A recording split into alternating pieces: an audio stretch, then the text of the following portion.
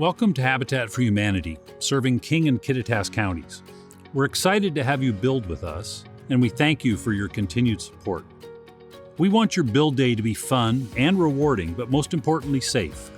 This video will inform you of our on-site procedures and what to expect from your volunteer day. When you arrive for your volunteer day, it's best to be prepared by bringing a full water bottle or water container, your lunch, unless other arrangements have been made, work gloves, hard hat, and safety glasses, although Habitat will also provide these on site, and any personal tool belts, tools, or other equipment clearly labeled with your name. On all of our Habitat build and repair sites, volunteers are required to follow these rules about attire. Our site dress code requires volunteers to wear shirts with at least short sleeves, long pants, and closed-toed shoes. Please dress comfortably and in clothes that can get dirty. We advise you to watch the weather and to dress in layers.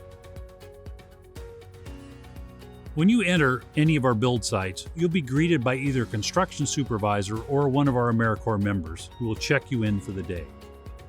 Your site supervisor will go over the specific tasks and safety talk for the day, then break everyone into groups.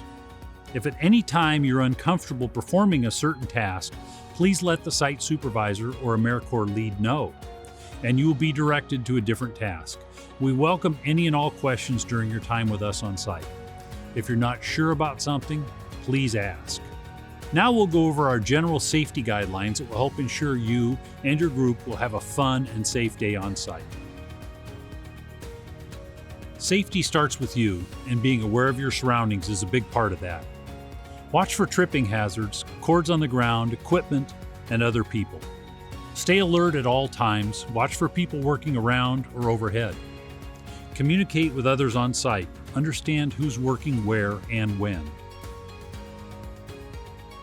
Working at a construction site involves various physical activities, and one of those will most likely be lifting and moving materials.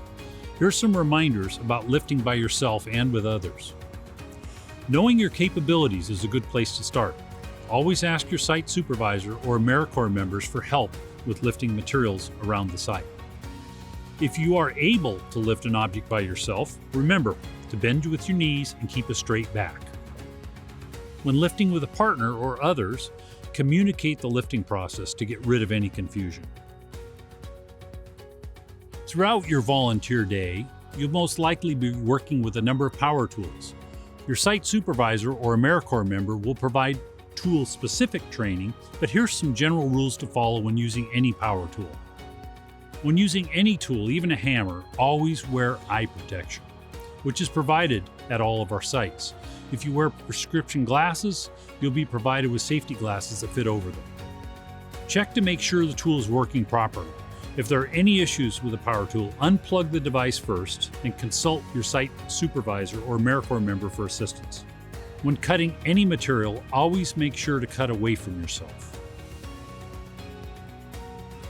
Ladders are a commonly used part of most volunteer days, but improper use can lead to serious injury. Here are a few helpful tips to remember when using ladders. Always inspect the ladder before use, checking for signs of excess wear or damage. When setting up any ladder, make sure the footing is secure and stable.